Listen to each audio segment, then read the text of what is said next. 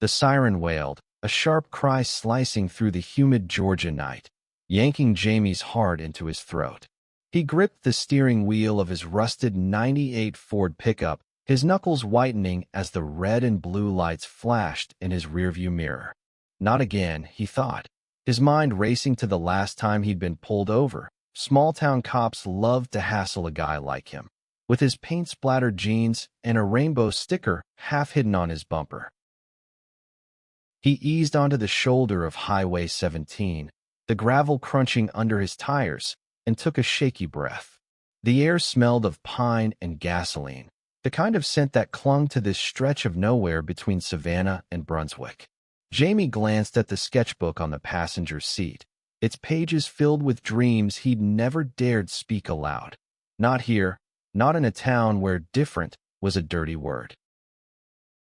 The officer's boots thudded against the pavement, each step deliberate, heavy. Jamie lowered his window, forcing a neutral expression, though his pulse hammered. The flashlight beam hit his face, blinding him for a moment, before it dropped to reveal the cop's silhouette, broad shoulders, a jaw sharp enough to cut glass, and eyes that seemed to see right through him. "Evening," the officer said, his voice low, almost too soft for the badge gleaming on his chest. "You know why I pulled you over?" Jamie swallowed, his mouth dry. "Speeding," he ventured, though he'd been careful to stay under the limit. He reached for his wallet, but the officer raised a hand, stopping him. "Not your license," the cop said, his tone shifting, a crack in the professional veneer. "I saw your sticker. The rainbow one." Jamie froze. His stomach churned, a mix of fear and defiance rising like bile. He'd put that sticker on in a fleeting moment of courage, a quiet rebellion against the sidelong glances and whispered slurs of Glenn County. Now, under the officer's gaze, he felt exposed, like a deer caught in headlights. "Is that a problem, officer?" He squinted at the nameplate. "Caleb Marsh." "No problem," Caleb said, too quickly, his eyes darting to the empty road before settling back on Jamie. "Just caught my eye." He shifted his weight, the leather of his belt creaking. "You're Jamie Carter, right? The artist?" Jamie blinked, thrown off. Yeah? How'd you?" "Saw your work at the county fair last year," Caleb interrupted, his voice softer now, almost reverent.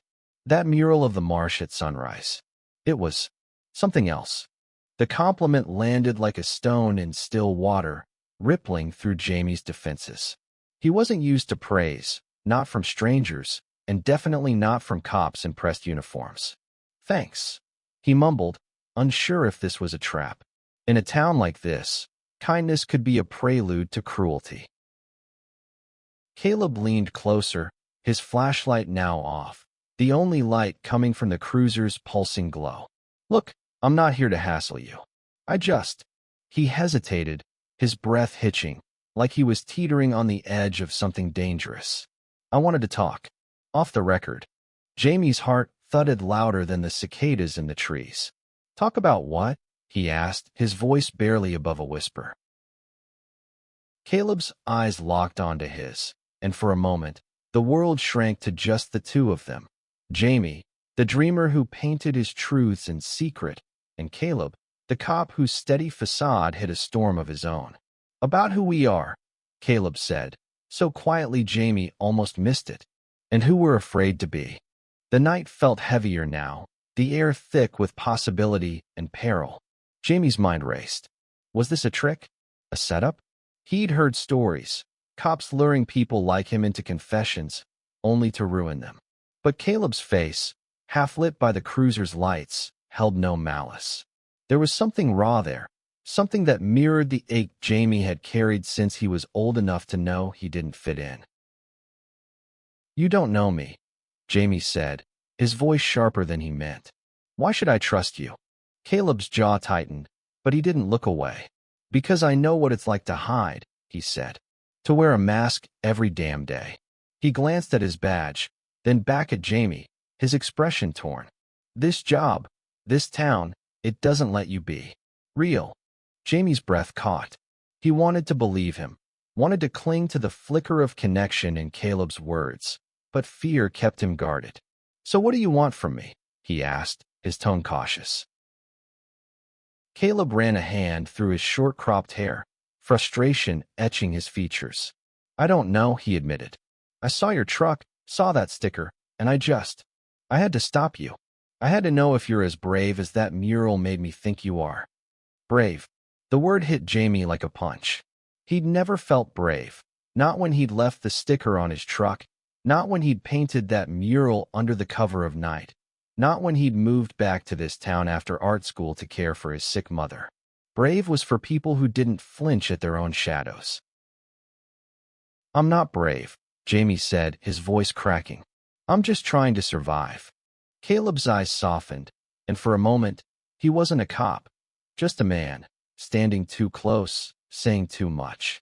"Me too," he whispered. The silence stretched, heavy with unspoken questions.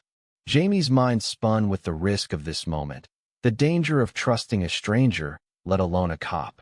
But there was something in Caleb's gaze, a hunger for understanding, that made Jamie want to stay, to listen, to risk it all. "Meet me tomorrow," Caleb said suddenly, his voice urgent. "The old pier at St. Simon's. Midnight. No badges, no lights. Just us." Jamie's heart stuttered. "Why should I?" "Because," Caleb said, stepping back, his face half in shadow, "I think we're both tired of being alone."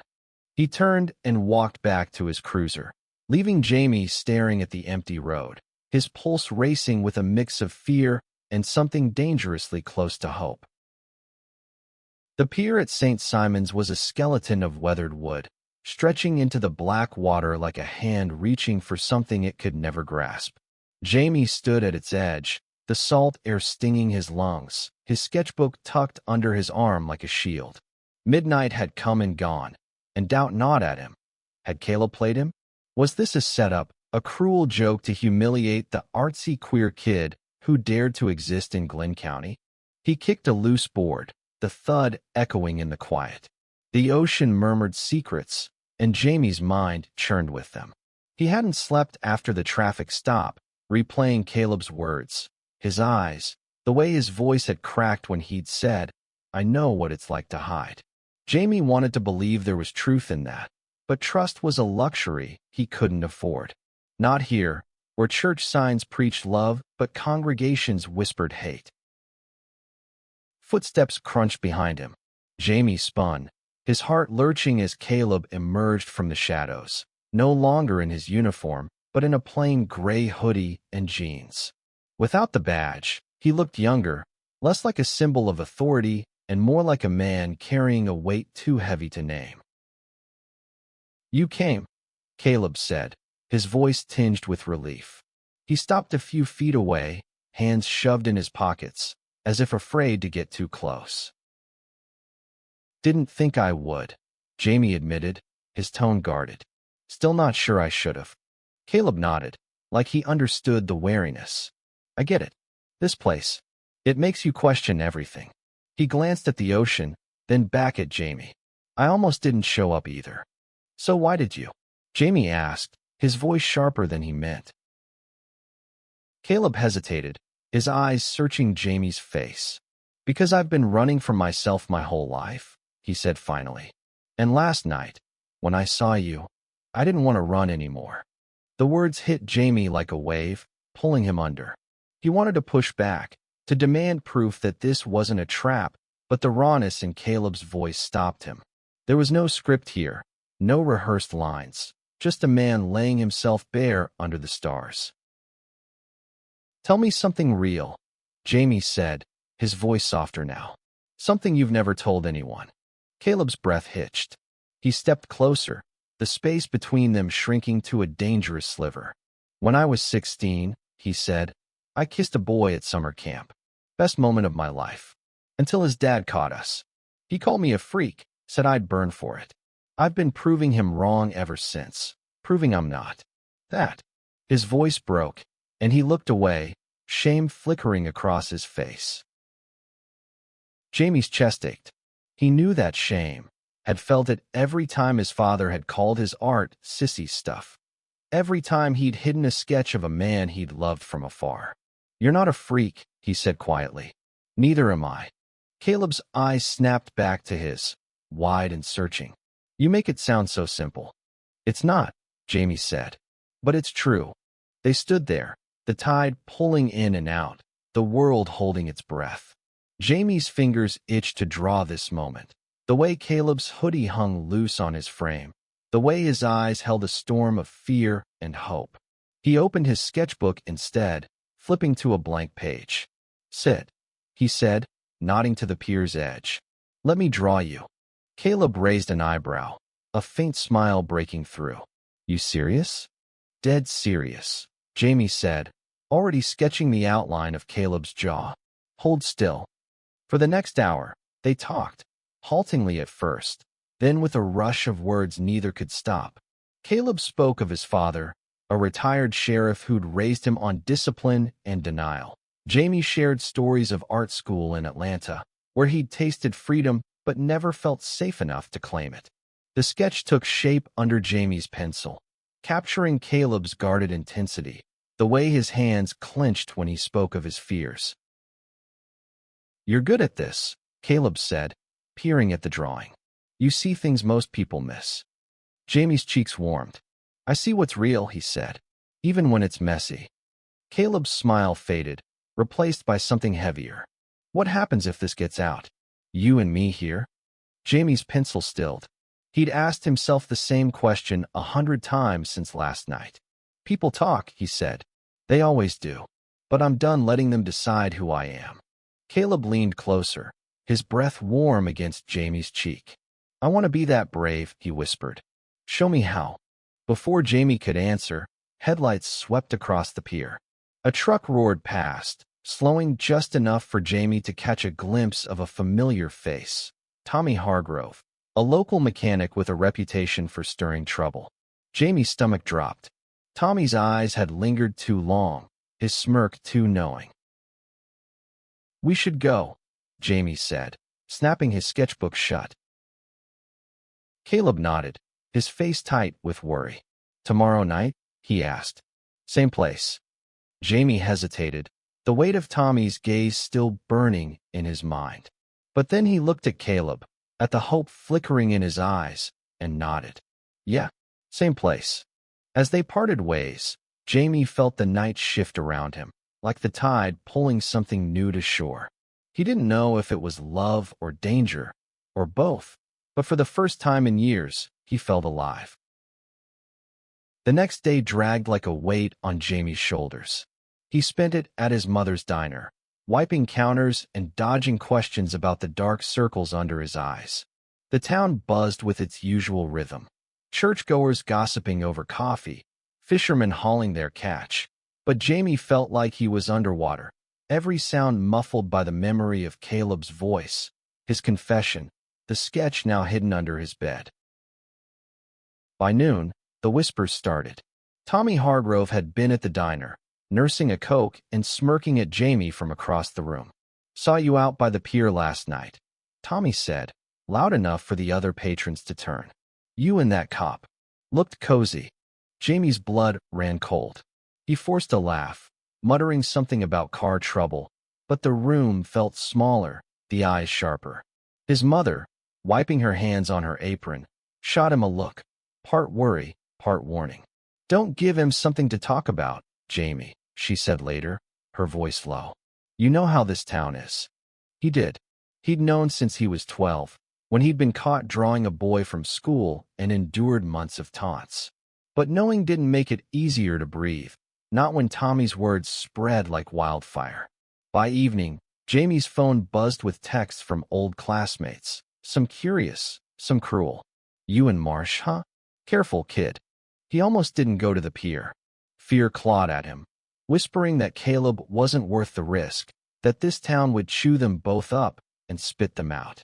But then he thought of Caleb's eyes, the way they'd softened when he'd said, "I want to be brave." Jamie grabbed his sketchbook and left, the night air cool against his burning skin. Caleb was already there, pacing the pier's edge, his hoodie swapped for a flannel shirt that made him look less like a cop and more like someone Jamie could have met in a different life. "You okay?" Caleb asked, his voice tight with worry. "No," Jamie admitted, dropping onto the pier. "Tommy Hargrove saw us last night. He's talking." Caleb's face paled. "Shit," he muttered, running a hand over his face. "I should have known better. I'm sorry, Jamie." "Don't be," Jamie said, surprising himself with the steadiness in his voice. "I'm not ashamed of this. Are you?" Caleb flinched, like the question was a blade. "I'm not ashamed of you," he said. "But my job, my family. If this gets out, I could lose everything." Jamie's heart sank, but he nodded. "I get it. You've got more to lose than I do." "That's not true," Caleb said, stepping closer. "You've got your art, your mom, your whole life here. I'm just—" He trailed off, his hands clenching. "I'm just scared." Jamie reached out, his fingers brushing Caleb's. "Me too," he whispered. "But I'm here, aren't I?" Caleb's hand closed around his, warm and steady, and for a moment, the world was just their clasped hands, the ocean's hum, the stars above. They sat, talking until the sky lightened, about dreams they'd buried, fears they'd carried, the lives they wanted but didn't know how to claim. When dawn broke, Caleb pulled Jamie close, his lips brushing Jamie's forehead. "I don't know how to do this," he murmured, "but I want to try." Jamie's heart soared, but the moment shattered when his phone buzzed. A text from his mother. "Come home. Now. People are talking." He showed Caleb, whose face hardened. "We need to be careful," Caleb said. "Meet me tomorrow, but not here. The old lighthouse, midnight." Jamie nodded, but as he drove home, dread settled in his chest. The town was waking up, and with it, the rumors. By the time he reached the diner, his mother was waiting, her face etched with fear. "Tommy's been running his mouth," she said. "Says you and that cop are involved." "Is it true?" Jamie's throat tightened. He wanted to lie, to protect her, but the truth spilled out. "Yeah," he said. "It's true." Her eyes filled with tears, not of anger, but of worry. "This town will eat you alive, Jamie. You know that." "I know," he said, his voice breaking. "But I can't keep hiding." She hugged him, fierce and trembling, and Jamie felt the weight of her love, her fear, her hope. He didn't know what tomorrow would bring, but for the first time, he wasn't running from it. The old lighthouse stood like a forgotten sentinel, its cracked paint glowing faintly under the moonlight. Jamie climbed the spiral stairs, his footsteps echoing in the hollow tower, his sketchbook clutched tight. He'd spent the day dodging stares at the diner, where every clink of a coffee cup felt like a judgment. Tommy's rumors had spread, twisting the truth into something ugly, and Jamie could feel the town closing in, its eyes narrowing. Caleb was waiting at the top, leaning against the rusted railing, his face half hidden in shadow. "You made it," he said, his voice a mix of relief and tension. "Barely," Jamie said, setting his sketchbook down. "People are talking, Caleb. It's bad." Caleb's jaw tightened. "I heard. My captain called me in today. Asked if I was fraternizing with a civilian." He spat the word like it tasted sour. "I denied everything, but he didn't believe me." Jamie's stomach twisted. "What happens if they find out?" "I could lose my badge," Caleb said, his voice low. "My dad's already on my case, saying I'm throwing away his legacy. He doesn't even know the half of it." Jamie wanted to reach for him, to ease the pain in his voice, but fear held him back. "Maybe we should stop," he said, the words burning his throat, "before this ruins us both." Caleb's eyes flashed, fierce and desperate. "No," he said, stepping closer. "I'm not letting this town take you away from me. Not now." Before Jamie could respond, Caleb kissed him, a hungry, reckless kiss that tasted of salt and longing. Jamie melted into it, his fears dissolving in the heat of Caleb's touch. For a moment, they were untouchable, two souls carving out a space where the world couldn't reach them. But the world was never far away. A shout echoed from below, followed by the crunch of boots on gravel. Jamie pulled back, his heart pounding. Someone's here, he whispered. Caleb peered over the railing, his face paling. It's Tommy, he said, and he's not alone. They scrambled down the stairs, but it was too late. Tommy stood at the base of the lighthouse, flanked by two other men, their faces twisted with smug satisfaction. Well, Tommy drawled, his voice dripping with venom. Caught you lovebirds red-handed. Back off, Tommy, Caleb said, his voice steady but his hands trembling. Tommy laughed, pulling out his phone. Oh, I'm not going anywhere. This is going viral. Jamie's blood ran cold as Tommy snapped a photo, the flash blinding in the dark. You're done, Marsh, Tommy said. Both of you. Caleb lunged, but Jamie grabbed his arm. Don't, he said. He wants a fight. Don't give it to him. Tommy smirked, backing away with his friends. See you around, he said, his voice a promise of trouble. When they were gone, Caleb sank to the ground, his head in his hands. I'm sorry, he said. I dragged you into this. No, Jamie said, kneeling beside him. We're in this together. They sat in silence, the lighthouse looming above them, a witness to their defiance and their fear. Jamie opened his sketchbook, his hands shaking as he drew.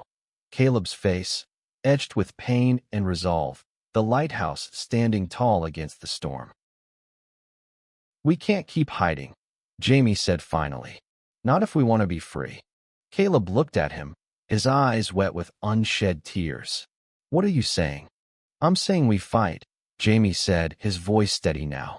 We tell our truth before they can twist it. Caleb nodded, slow and certain. Together? Together, Jamie said, and for the first time, he believed they could survive this. The next morning, Glenn County woke to a storm.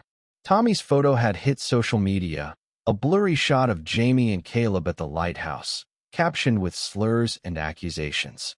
By noon, the diner was half empty, the regulars avoiding Jamie's eyes.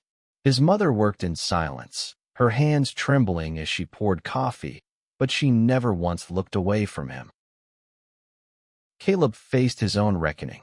His captain called him into the station, where a disciplinary hearing loomed. You've got one chance to explain yourself, the captain said, his voice cold. Is it true? Caleb stood tall, his badge heavy on his chest. Yes, he said. I'm in love with him. The words echoed in Jamie's mind when Caleb told him later, meeting at a quiet park on the edge of town. You said that? Jamie asked, his voice thick with awe. Had to, Caleb said, a faint smile breaking through. I'm done lying. Jamie took his hand, the world around them fading. Then let's do this right, he said. They decided to go public, not with a fight, but with art. Jamie spent days painting a mural on the diner's back wall, a vibrant scene of two figures under a starlit sky, hands entwined, the ocean stretching before them. Caleb stood guard, deflecting glares and threats from passers-by. When it was done, Jamie added a title in bold letters, We Are Enough. The mural drew crowds, some angry, some curious, some tearfully grateful. A local reporter covered it, and soon, the story spread beyond Glenn County. Letters poured in, from kids like Jamie who'd felt alone, from parents who wanted to understand. Caleb's suspension came, but so did support from unexpected corners, fellow officers, neighbors, even his father, who showed up one night with a gruff apology and a handshake. Months later, Jamie and Caleb stood by the pier again, no longer hiding. The town hadn't changed overnight, but it was changing, one heart at a time. Jamie's sketchbook was full now, pages of Caleb laughing, Caleb dreaming, Caleb free. You were right, Caleb said, his arm around Jamie's shoulders. We're enough. Jamie leaned into him, the ocean singing their story. They'd faced the storm and come out stronger, not just for themselves, but for everyone who saw their mural and dared to hope. In the end, it wasn't just about love. It was about courage, about claiming a space in a world that tried to deny them. And as the stars blinked above, Jamie knew they'd keep fighting, together, for as long as it took.